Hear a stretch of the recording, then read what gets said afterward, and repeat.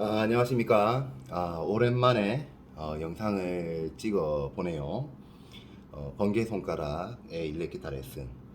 어, 개인적으로 많이 바쁜 시간을 보냈었고 해서 이런 영상들 업데이트를 하지를 못했는데, 일단 오늘 약간 시간이 나서 일단 기타를 침에 있어서 우리 같이 기타 치는 사람들이 조금 이렇게 신경 써야 될 부분, 중요한 부분들에 대해서 오늘 한 가지 말씀을 드리고자 이렇게 영상을 찍게 됐습니다.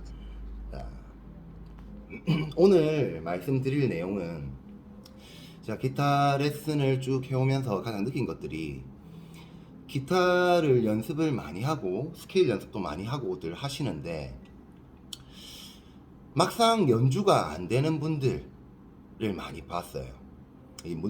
물론 이제 연습을 하는 방식이나 이런 부분들에 대한 잘못된 그런 것들 때문에 연주가 안 되는 그런 것도 있지만, 제가 이제 여러 가지 분석해 본 결과 연주가 안 되는 제일 큰 이유가 한 가지, 이제 결론을 짓자면 손 모양이 아닐까 하는 생각이 들더라고요.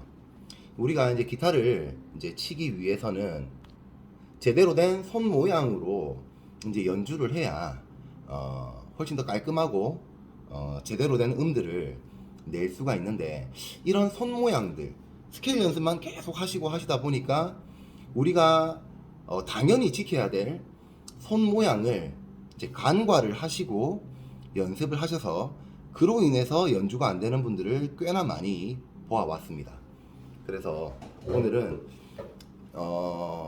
고수님들께서는 안 보셔도 될 만한 영상이 되겠죠. 이제 손 모양, 그립에 관한 그런 부분들이기 때문에.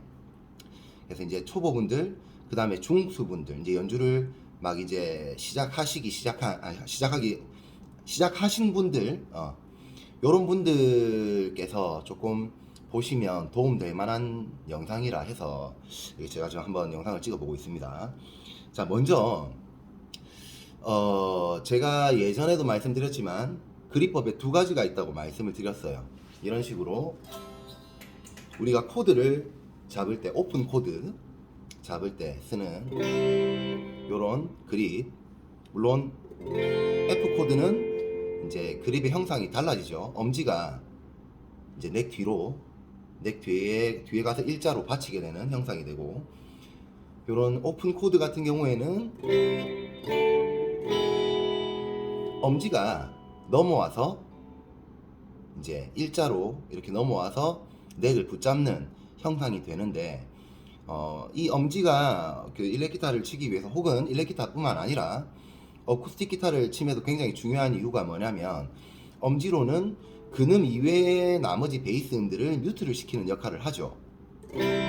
C에서는 6번 현의 소리가 들리지 않도록 엄지로 살짝 대서 소리를 막아주는, D에서는 6번 줄과 5번 줄을 함께 뮤트가 되어 있죠.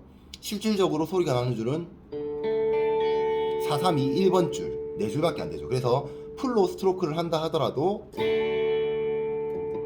6번 줄, 5번 줄은 소리가 이제 빠지게 되는, 그래서 더 이제 깔끔한 코드의 사운드를 얻을 수 있도록 해주는 그런 부분들인데, 여기서 중요한 건 이렇게 손가락을 비틀어서 엄지를 넘겨서 이렇게 잡는 웨스턴 그립, 혹은 F 코드처럼, 혹은 우리가 스케일을 연주를 할 때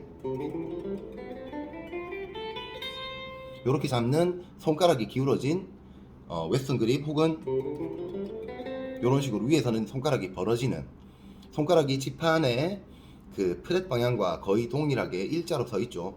요런 클래식 그립, 엄지는 넥 뒤편을 이렇게 일자로 받치고 있습니다. 이런 식으로. 자, 요런 클래식 그립을 사용을 해야 된다는 건데, 우리가 그 초보분들 많이 연습을 하시는 게 스케일 연습을 많이 하시죠. 자, 스케일 연습을 하실 때는 요렇게 저음면에서는 클래식 그립을 써야 되고, 고음면에서는 이렇게 웨스턴 그립을 쓰셔야 돼요. 이유가 뭐냐? 자, 일렉 기타는 개인이 드라이브가 걸리게 되면 잡음이 굉장히 많이 나죠. 그래서 치는 줄 이외의 줄들이 뮤트가 되지 않으면은 정말 지저분한 소리가 납니다. 자,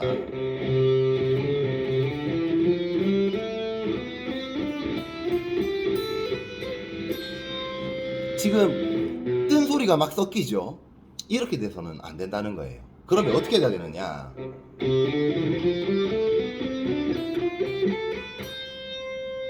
자, 뜬 소리들이 안 섞이죠. 위에 줄들이 울리는 소리가 안 섞인단 말이죠.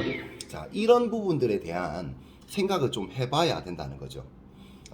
뮤트와도 굉장히 관련이 된 얘기인데, 일단 오른손은 항상 피킹을 여기에 축을 두고 이렇게 이동하는 게 아니고, 줄을 이동을 하면서 손은 고음면을 칠수록 내려갔다 올라왔다 해야 돼요. 일직선상에서 올라갔다 내려왔다 하는 것이 좋습니다. 즉 손이, 팔 자체가 오르락 내리락 해야지 위에 이 줄들 있죠. 줄들을 타고 올라가면서 차례대로 뮤트를 하고 차례대로 뮤트한 것들을 빼내주고 하는 역할들을 이 손날이 하게 되거든요. 그래서 이렇게 저면에서 쭉 타고 올라가면서 뮤트가 됐다가 또 쭉 타고 올라오면서 뮤트가 풀리는 요런 피킹의 그 범위죠. 예, 오른손의 범위를 가지시도록 연습을 하시는 게 중요하고, 그 다음에 이제 왼손 같은 경우에 스케일 패시지를 연습을 할 때는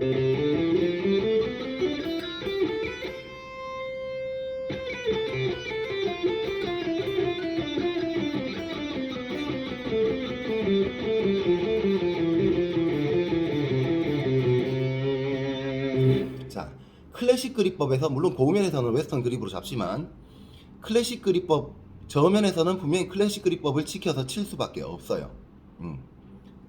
패시지 자체가 이제 그 우리가 흔히 치는 스케일, 시퀀싱이나 이런 것들을 치실 때는. 하지만 단음 연주를 할 때 그 외에 우리가 뭐 펜타토닉 스케일이라든지 단음 하나하나를 칠 때는 웬만하면 웨스턴 그립으로 손가락을 비틀어서 음정들을 내주는 연습을 하시고, 그리고 이 손 모양을 좀 유지를 해주시려고 노력을 해주셔야 된다는 겁니다. 자, 도레미파솔라시도를 쳐보면 우리가 도를 치는데, 도 한음을 치는데 이렇게 치지는 않는단 말이죠. 손을 비틀어서 비브라토를 할 수 있도록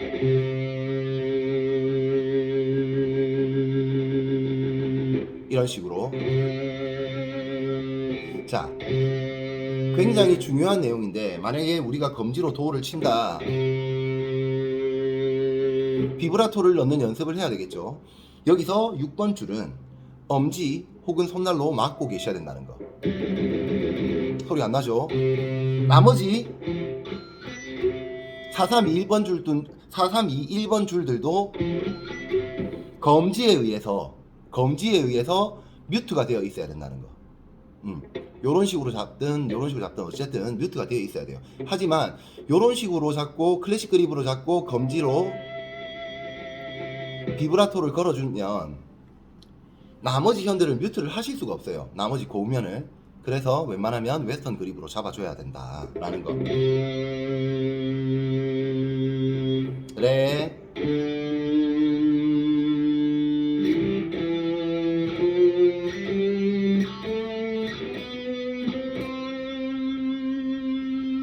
자, 제 손가락을 보시면 뭔가 조금 다른 부분이 보이실 거예요. 이 두 손가락과 2번, 3번 손가락과 1번 손가락의 모양이 좀 다르죠. 자, 1번 이렇게 잡았어요. 2번 손가락으로 레를 3번 손가락으로 레를 눌렀죠. 자, 1번 손가락의 모양을 보면 손가락을 구부리지 않습니다. 손가락을 펴줘요. 이 펴주는 모양이 여러분들께서 이제 기타를 치시기 위해서, 연주를 하시기 위한 핵심 포인트가 될 거예요. 자, 이 손가락을 펴서 이 1, 2, 3, 4의 고음현들을 뮤트를 해주는 역할을 꼭 하셔야 됩니다. 혹은 이 손가락의 끝부분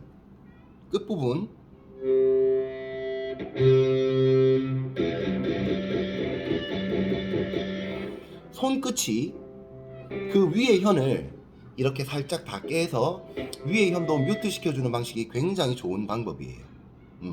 요거는 클래식 그립으로 스케일 패시지를 연주를 할 때도 똑같은 법칙으로 적용이 됩니다.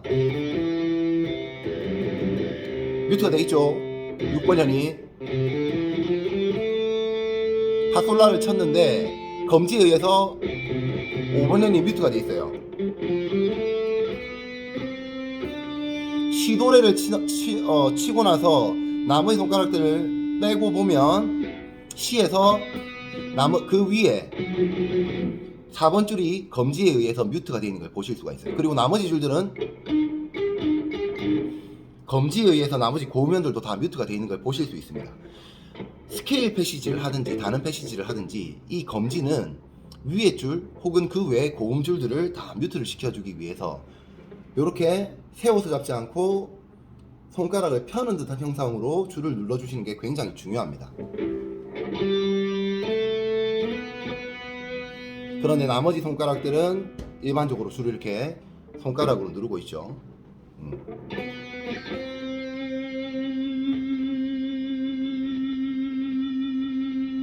자, 검지는 펴져 있어요. 자, 우리가 뭐 펜타토닉 연주나 이런 것들을 할 때도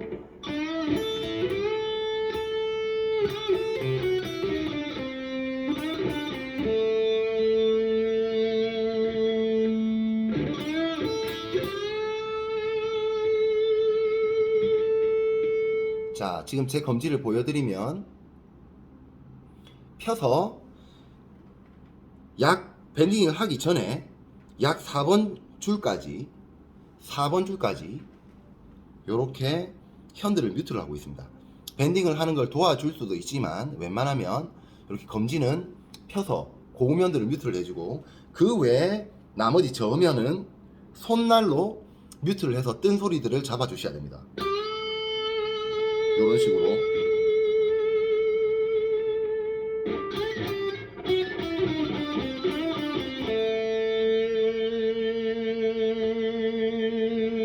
자, 뜬 소리가 전혀 나지 않죠. 이런 식으로 연주하시는 습관을 기르셔야 돼요. 자, 그 다음 우리 여러분들 펜타토닉 스케일 많이 연습을 하시죠.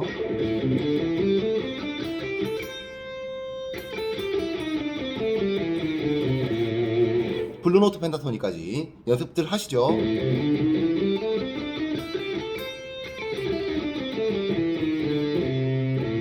자, 그런데 6번 현에서 이렇게 새끼손가락 이렇게 쓰는 분들 많으실 거예요. 거의 다 스케일 블럭을 연습을 하시면. 그런데 저는 좀 손이 커서 그렇지만 손이 좀 작으신 분들은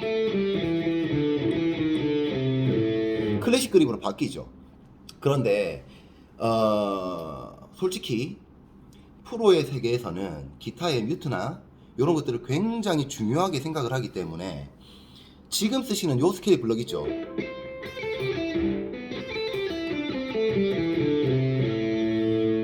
연주 시에 이 음을 새끼손가락으로 이용해서 잘 잡지 않아요. 그럼 어떻게 잡느냐?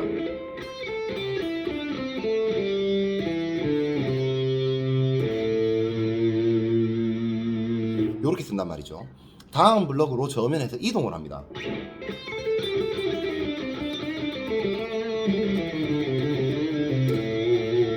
이런 식으로 되겠죠. 자, 또 많이 쓰시는 블럭이죠.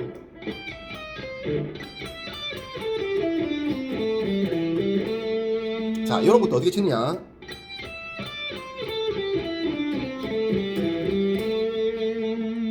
다음 블럭으로 저면에서 이동을 해주는 거죠. 손가락을 굳이 이렇게 새끼손가락을 클래식 그립으로 세워서 이렇게 눌러서 연주하는 일이 잘 없어요.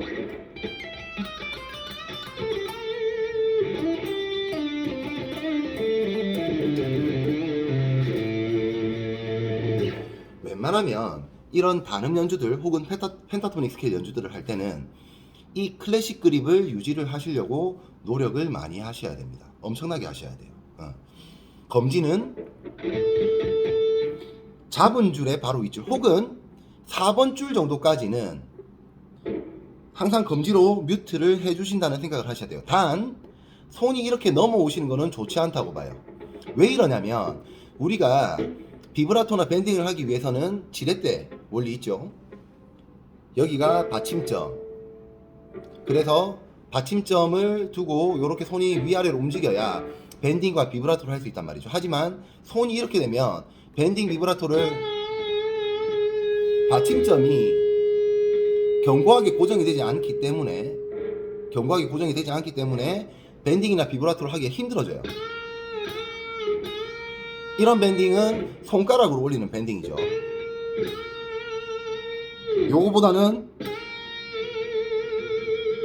이런 밴딩이 팔목을 돌려서 올리는 이 밴딩이 훨씬 더 적응이 되면 편하고 좋습니다. 컨트롤하기도 쉽고요.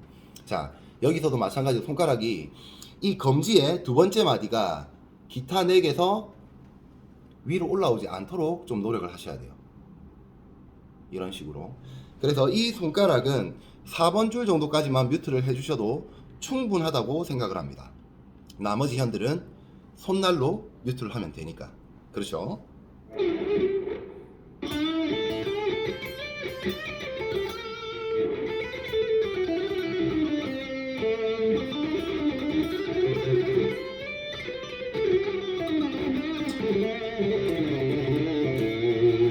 자, 끝까지 저는 웨스턴 그립을 유지를 하고 연주를 했어요.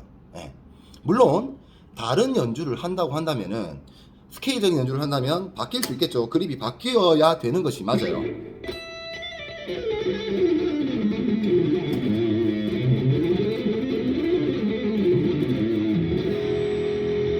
자, 지금 뭐 하모닉 마이너 스케일을 잠시 쳤는데 이런 식으로 손이 운지가 웨스턴 그립에서 줄을 타고 내려오면서 클래식 그립으로 바뀌게 되죠.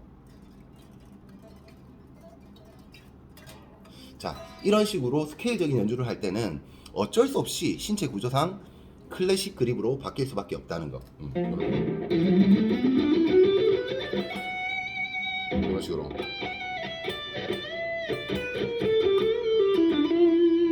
자, 클래식 그립으로 쭉 올라가더라도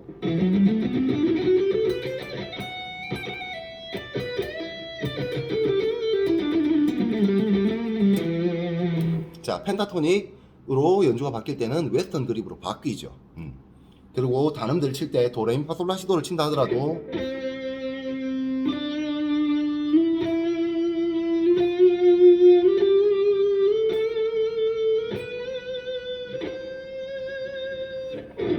검지로 친다 치면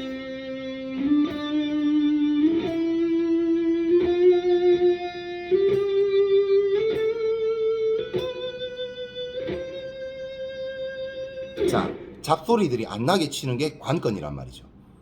손날은 손날대로 저으면 뮤트, 검지는 위에 줄에 닿게 해서 뮤트. 하지만 흔들면 흔들리죠. 손날로 위에 저음을 막아주셔야 돼요. 그리고 웬만하면 이 피크로 지금 제가 3번 줄을 치고 있지 않습니까? 그러면 그 위에 줄 4번 줄은 피크로 되고 나머지 2번 줄은 손가락을 대서 뮤트. 그렇게 하여 우리가 비브라토를 하고 하더라도 다른 잡음들이 섞이지 않도록 하시는 게 중요합니다.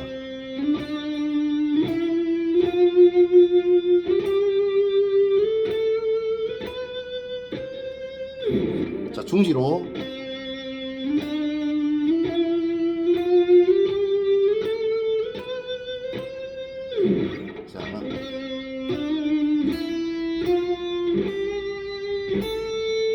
자, 여기서 뮤트 중요합니다. 자, 이런 식으로 손 모양을 만들어 주시는 게 굉장히 중요합니다. 자, 왜 웨스턴 그립을 선호를 하느냐면 클래식 기타와 다르게 클래식 기타는 비브라토나 밴딩이라는 테크닉이 없지 않습니까? 우리 일렉 기타는 밴딩과 비브라토를 써야 된단 말이죠. 그러기 위해서는 여기에 받침점이 필요하고 손목을 돌려서 이 견고한 받침대를 엄지로 잘 고정을 시킨 다음에 팔목을 돌려서 이런 테크닉을 행해야 된다는 거죠. 그러기 위해서는 이런 클래식 그립으로는 하시기가 힘듭니다. 손가락을 쓰게 되고, 힘이 부족한 손가락으로 밴딩과 비브라토를 하게 되면 일률적인 효과를 얻을 수가 없어요. 그래서 좀 더 큰 근육으로 팔뚝을 돌림으로써 확실하게 원하는 만큼의 그런 정도를 효과를 얻을 수 있는 거죠. 작게 흔들거나 크게 흔들거나 빠르게 흔들거나 아니면 크게. 자, 손가락에 힘이 딸리면 이렇게 클래식 그립이나 요런 넥을 말아지지 않은 그런 형태로는 이런 비브라토 혹은 밴딩을 하실 수가 없게 된다는 거죠. 자, 이렇게 하면 위에 뮤트도 안 돼요. 그렇죠. 지금 뜬 소리가 나죠. 자, 요런 식으로 이제 소리를 예쁘게 내기 위한 노력을 하셔야 된다는 겁니다. 이런 연습들은 절대 빨리 행해지면 안 됩니다. 시간이 갈수록 요런 부분들을 인지를 하고 천천히 연습을 하시는 거죠. 도레미파솔라시도부터 진행을 하시는 거예요.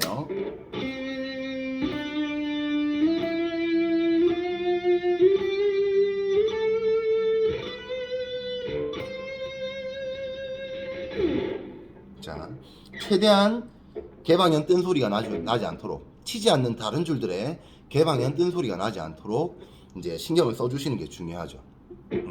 그리고 오른손 같은 경우에도 피킹을 할 때 제가 이제 레슨하는 분들께 너무 강하게 피킹을 하지 마시라 라고 말씀을 드려요. 물론 리프 같은 거 칠 때는 이렇게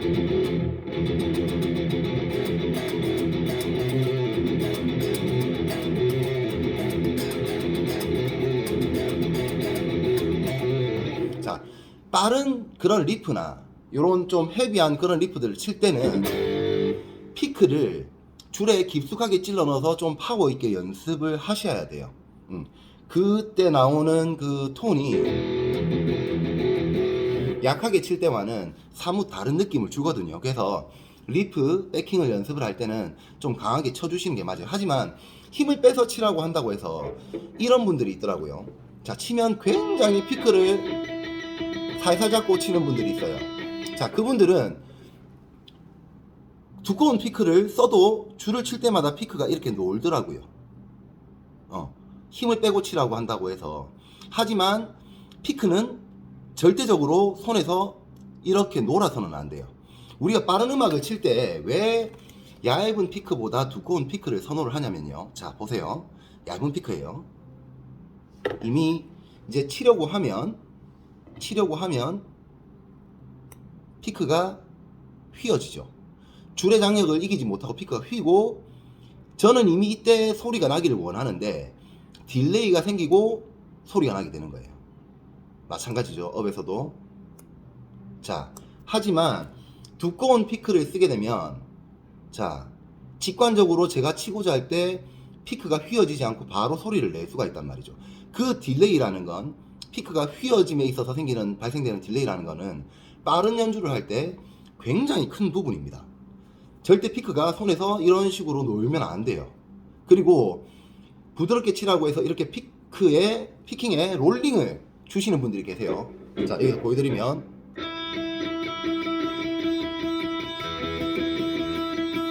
이런 식으로 피크를 롤링해서 줄을 치시는 분들이 계세요. 이렇게 하면 손의 속도를 높이시기가 힘듭니다. 피크는 직관적으로 우리가 팔목으로 찍어 치는 피킹을 한다면은 요렇게 보통 일반적으로 치는 게 정상적이에요. 하지만 롤링하는 피킹을 하면 요 원호를 그리는 부분이 굉장히 줄에 닿는 부분과 작아요. 정확하게 피크가 일정 각도로 들어가야 이 롤링할 때 이 줄에 닿는단 말이죠. 근데 조금만 손이 위로 올라간다거나 밑에 내려가면 타점을 못 맞추는 그런 경우가 생겨버립니다. 그래서 일반적으로 찍어치는 팔목 피킹을 할 때는, 자, 보이시나요? 물론 이 피킹도 원호가 생기긴 하지만 깊숙이 들어가서 쳐내는 범위가 굉장히 커요. 요런 식으로. 그래서 미스 피킹은 잘 일어나지 않습니다. 하지만 빠른 피킹을 할 때,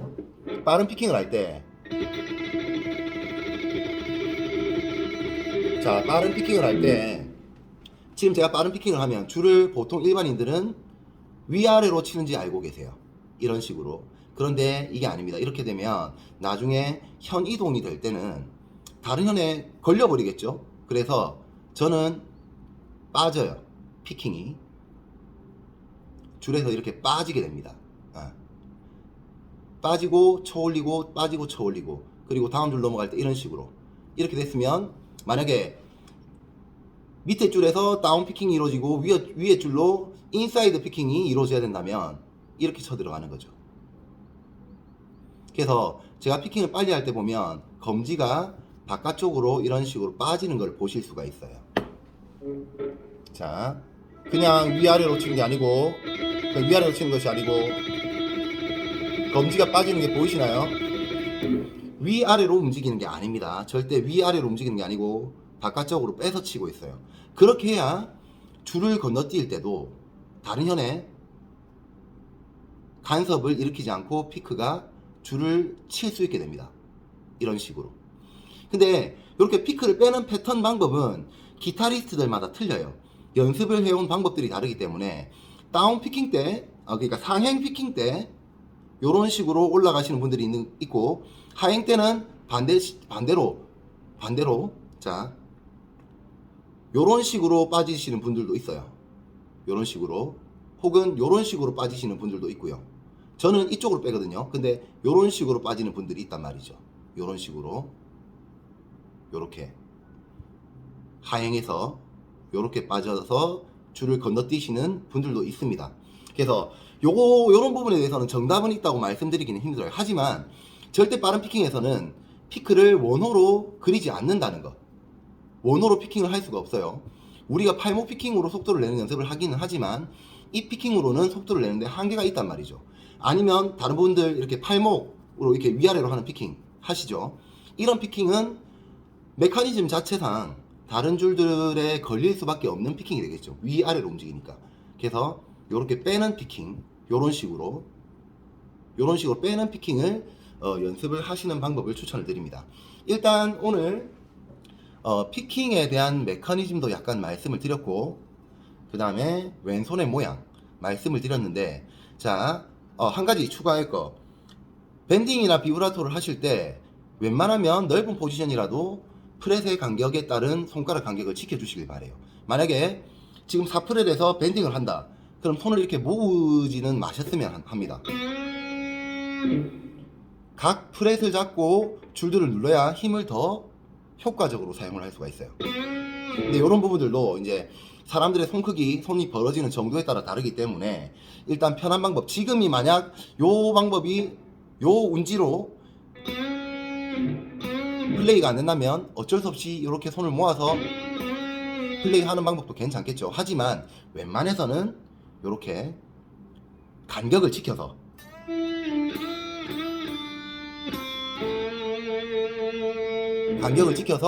이렇게 손 모양을 유지해 주시는 방법을 가져주셨으면 하는 바람입니다. 자, 오늘 초보분들이나 이제 중수분들께서 아셔야 될 손 모양에 대해서 조금 말씀드렸는데, 올바른 자세에서 올바른 연주가 나온다고 그러죠. 하지만 요즘 특별하게 올바른 자세가 정해져 있는 건 아니에요. 제 의견이 물론 정답은 아닐 수 있습니다. 하지만 요런 식으로 하시는 게 가장 효과적일 거다라는 정보 공유 차원에서 말씀을 드리는 것이니까 좀 안 좋은 생각들, 반대되는 감정들 표현을 해주시기보다는 정보 공유라고 생각을 해주셨으면 하는 바람입니다. 자, 오늘 영상은 여기서 마치고 다음에 또 기회가 된다면 또 좋은 영상으로 찾아뵙도록 하겠습니다. 감사합니다.